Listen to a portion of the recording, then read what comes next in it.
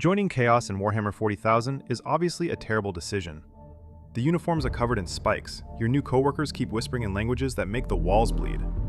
The company healthcare plan is become immortal or explode, and your manager may literally be a sword that calls you racial slurs from another dimension. So, on paper, not ideal. But here is the uncomfortable truth. If you were an ordinary person living in the Imperium, joining Chaos might genuinely look like the first good opportunity you have ever received. Because imagine you are born in a hive city. You work 18 hours a day manufacturing tank screws. You have never seen the sky. Your apartment contains 3 families, 1 toilet, and a suspicious hole that occasionally whispers your name. Your dinner is corpse starch. Your boss can legally shoot you for taking a long lunch. And every Sunday, a priest tells you this is all part of the Emperor's beautiful plan. Then one day, a mysterious stranger approaches you and says, "Would you like food, freedom, supernatural powers, and revenge against your manager?" Suddenly, the demon cult starts sounding less like evil and more like a competitive graduate program. So today, because I am just a silly little lore goblin explaining interdimensional corruption to people with functioning social lives, we are answering a dangerous question. Why does joining Chaos almost make sense? Even if you already understand Chaos, stay for the vibes, and to discover which god offers the least terrible employee benefits package. Before we discuss Chaos, we need to address the elephant-sized fascist cathedral in the room. The Imperium sucks. And I don't mean it has high taxes and unreliable public transport. I mean the average Imperial citizen is born, works, suffers, and dies without ever traveling further than the industrial district where their lungs were permanently damaged at age 9. Most people are not space marines. They are factory workers, miners, clerks, soldiers, and disposable human batteries powering machinery that nobody remembers how to repair. The Imperium demands absolute loyalty while offering no political freedom, no workplace protections, no reliable healthcare, no accurate information, and approximately 6 billion skull decorations. Question your noble governor? Heresy. Complain about food shortages? Heresy. Suggest that perhaps the machine that kills 4 employees every Wednesday should receive maintenance? Double heresy, because the machine spirit is clearly hungry. The Imperium's official position is that your suffering is necessary for humanity's survival. Sometimes that is technically true. Unfortunately, your misery serves a greater purpose becomes less motivating after your third 12-hour shift operating the human remains filtration system. Chaos does not usually recruit happy, stable people. It recruits people whose lives are already a nightmare and offers them a different nightmare with better marketing. Chaos comes from the warp. The warp is a parallel dimension shaped by the emotions, thoughts, and psychic energy of living creatures. Imagine reality is a normal apartment building. The warp is the flooded basement where every angry thought, intrusive fantasy, and unresolved daddy issue has collected for millions of years and become legally conscious. Originally, the warp was not necessarily pure evil. Then the war in heaven happened. The old ones, ancient magic space lizards, started fighting the Necrons, who had traded their diseased bodies to the Satan in the galaxy's worst Make-A-Wish arrangement. There was psychic warfare, mass death, screaming, yada yada, relatively unimportant filler, and the rapid became increasingly hostile. Eventually, the emotions of sentient life gave rise to 4 enormous chaos gods: Khorne, Tzeentch, Nurgle, and Slaanesh. But these gods do not represent only obviously evil things. They represent normal human desires taken to horrifying extremes. That is why chaos works. It does not knock on your door and say, "Hello, would you like to become a screaming tumor with 17 elbows?" It begins by offering you something reasonable: strength, hope, relief, perfection. And then, somewhere around step 12, your house grows teeth. Let's say you are an Imperial Guardsman. Your commanding officer is a wealthy noble whose military experience consists of owning several decorative swords. He orders your regiment to charge an enemy fortress because artillery support was delayed and he has dinner reservations. You watch your friends die. You are terrified, humiliated, and furious. Then Khorne whispers, "You are not weak. Your anger is justified. Fight back." Honestly, pretty convincing. Khorne offers strength, courage, and freedom from fear.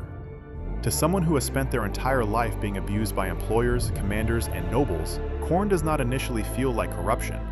He feels like standing up for yourself. At first, you kill the officer who sacrificed your friends. Then you kill his guards. Then anyone protecting the system. then anyone who disagrees with you, then anyone nearby. Eventually, you forget what made you angry in the first place. There is only the anger. Khorne does not care whether your rage began as righteous.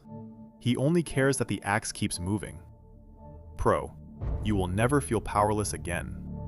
Con, you gradually become a protein supplement with an arrest warrant. 8 out of 10, would overthrow management again. 0 out of 10, desperately needed therapy. Now imagine you are intelligent, ambitious, and completely trapped by your birth. You are a clerk who understands the planetary economy better than the governor. You are a psyker being hunted because your brain occasionally does illegal magic. You are an inventor living in a society where improving a toaster can result in execution. The Imperium tells you, know your place. Tzeentch tells you, you could change everything. Tzeentch is the god of hope, ambition, sorcery, knowledge, and schemes so complicated that even he may have forgotten the original objective. He offers forbidden information, power, the ability to change your fate. And in the Imperium, where innovation is treated like an infectious disease, change sounds revolutionary. You begin with one forbidden book, then one harmless ritual, then one alliance with a suspicious birdman who definitely has your best interests at heart. Before long, your plan requires 17 betrayals, 4 simultaneous timelines, and sacrificing your neighbor because his surname contains an important vowel. You wanted freedom from the system. Now you are trapped inside a conspiracy designed by a god who considers clarity a personal failure. Pro, knowledge, hope, and limitless potential. Con, your promotion turns you into a sentient chandelier because it was all according to plan. 9 out of 10 for career development, -20 for transparent leadership. Knowledge is power, so guard it well, preferably from the enormous blue bird currently hiding in your ceiling. Nurgle may have the most understandable offer of them all. Imagine your planet is suffering from plague. Your family is dying. Your own body is collapsing. The authorities have no medicine because all available supplies were sent to an officer who developed a mild rash. The pain is unbearable.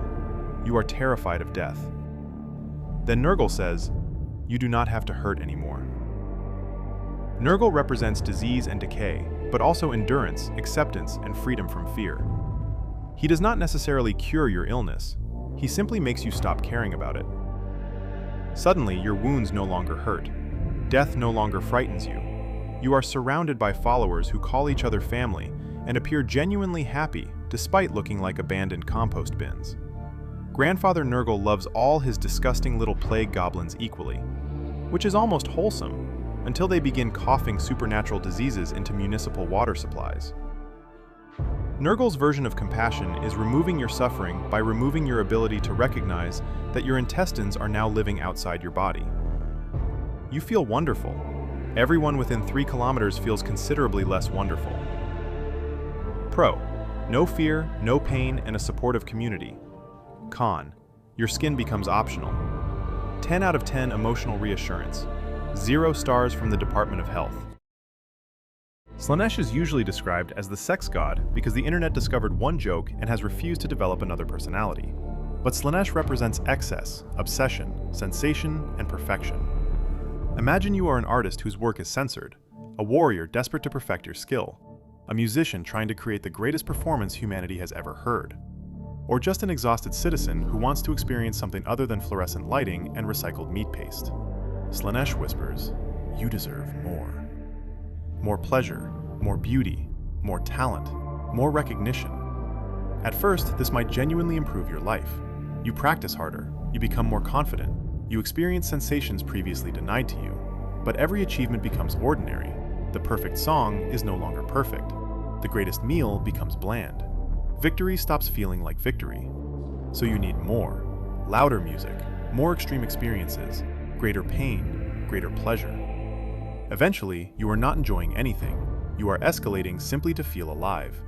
Slaanesh is basically social media addiction if the algorithm could physically crawl out of your phone and attach additional tongues to your spine. Pro, passion, talent, and extraordinary experiences. Con, your pursuit of perfection ends with you turning an entire orchestra into one instrument. 11 out of 10 artistic expression, permanently banned from every public venue in the Imperium.